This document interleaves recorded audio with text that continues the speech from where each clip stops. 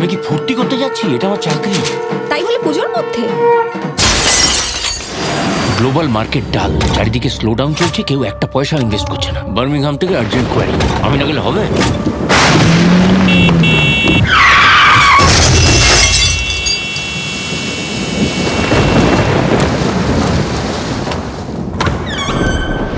Hello, anybody home? Ashtami শেষ, নবমী শুরু। এখানে গেস্ট বড় একটা কেউ আসে না, আর যারা আসে তারা গেস্টের পর্যায়ে পড়ে না। আপনার পরিচয়? ইন্দ্র চক্রবর্তী।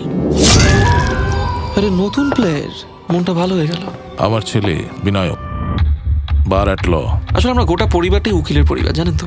জাজ আছে, প্রসিকিউটর আছে, ডিফেন্স কাউন্সিল আছে, জেলার আছে।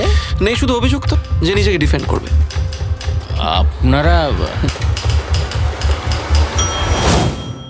সবাই মানসিকভাবে সুস্থ তো? খুন না রেপ?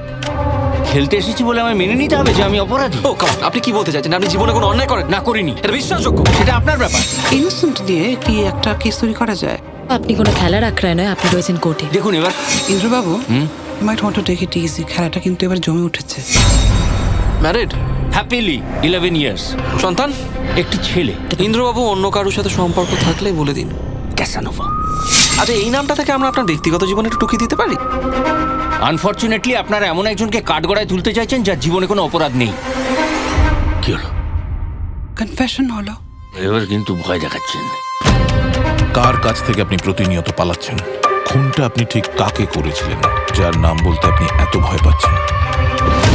আপনার কৃতকর্মের সত্যিকারের শিকার। এই দারুণ, খেলবো। ইন্দ্রবাবু, এটা একটা খেলা হতে পারে, কিন্তু কোনো ছেলে খেলা নয়।